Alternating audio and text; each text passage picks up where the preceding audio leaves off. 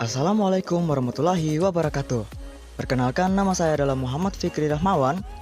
Saya adalah mahasiswa pendidikan geografi di jurusan Ilmu Pengetahuan Sosial, Fakultas Keguruan dan Ilmu Pendidikan, Universitas Tadulako, Palu. Nah, di video kali ini saya akan mempresentasikan tugas yang telah diberikan kepada saya, yaitu dari mata kuliah Geografi Pantai dan Pesisir. Nah, dengan nama tugasnya adalah bentukan wilayah antar pasang dan surut.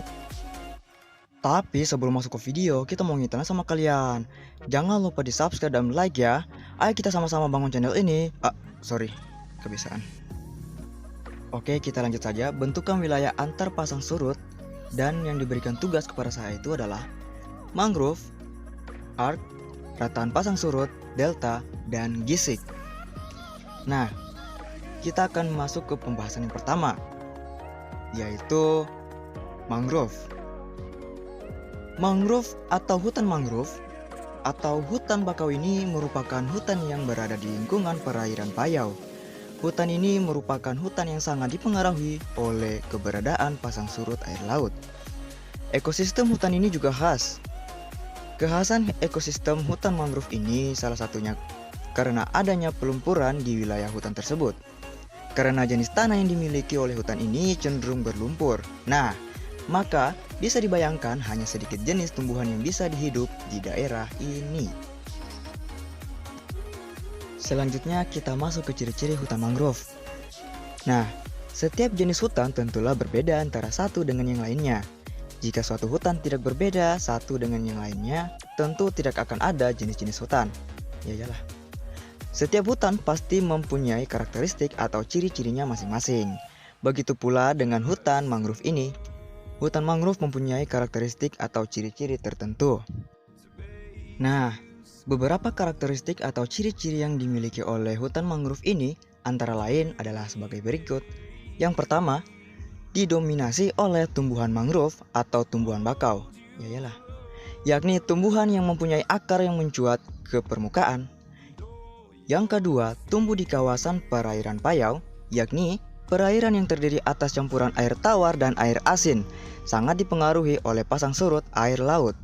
Dan yang ketiga, keberadaannya terutama di daerah yang mengalami pelumpuran dan juga terjadi akumulasi bahan organik. Selanjutnya, ekosistem hutan mangrove.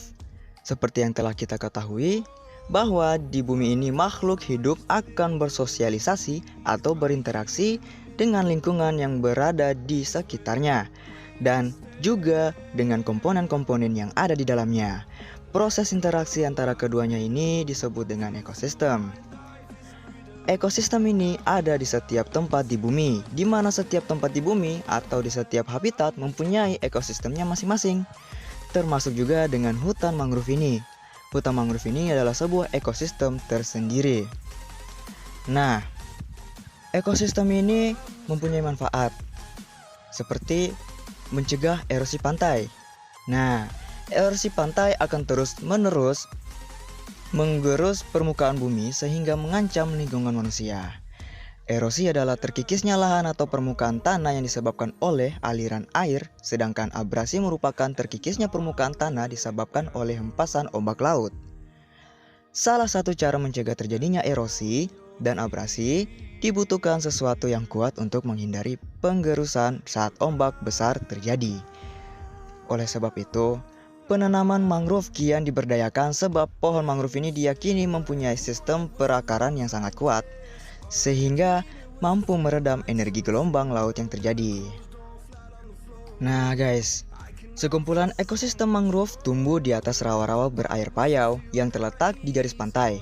Kehidupannya dipengaruhi oleh pasang surut air laut. Tumbuhan yang hidup di ekosistem mangrove bersifat unik karena merupakan gabungan dari ciri-ciri tumbuhan yang hidup di darat dan di laut.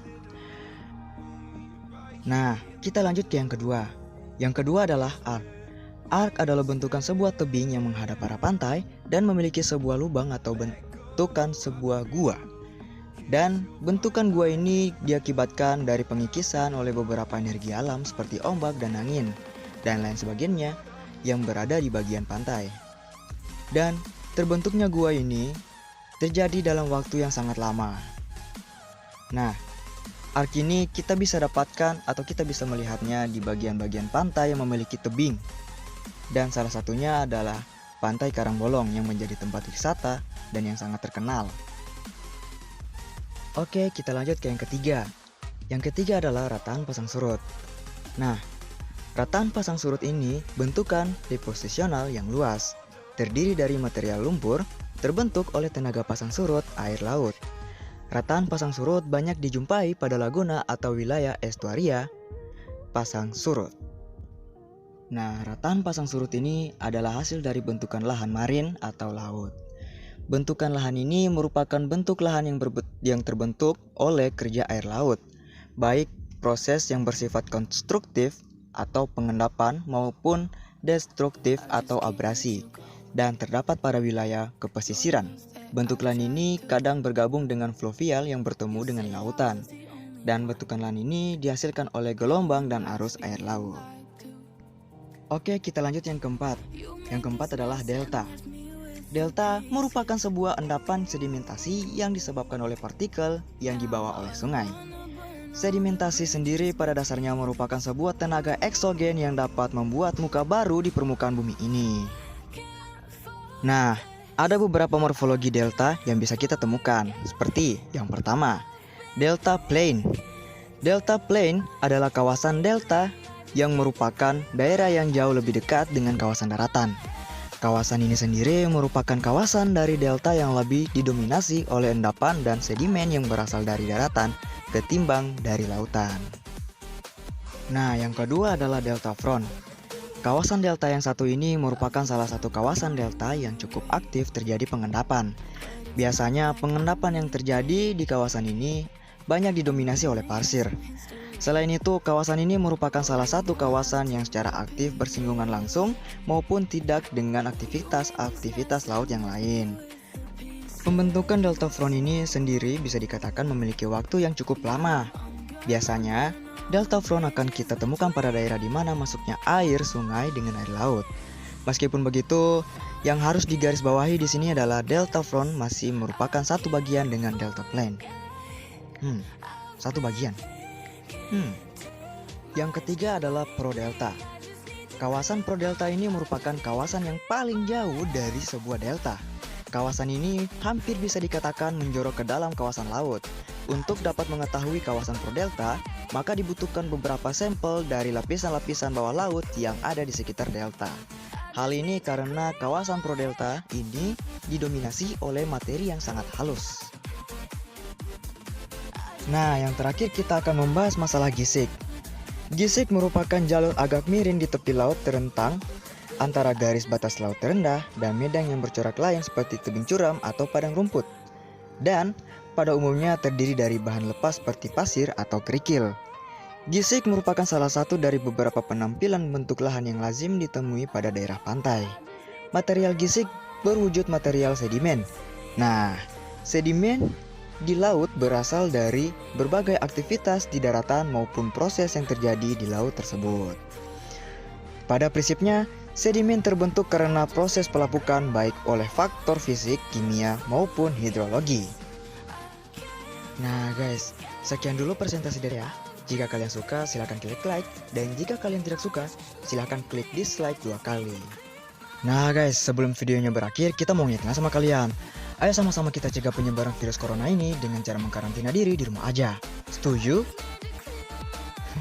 Oke, thank you very much for watching. And salam lestari. Assalamualaikum warahmatullahi wabarakatuh. See you.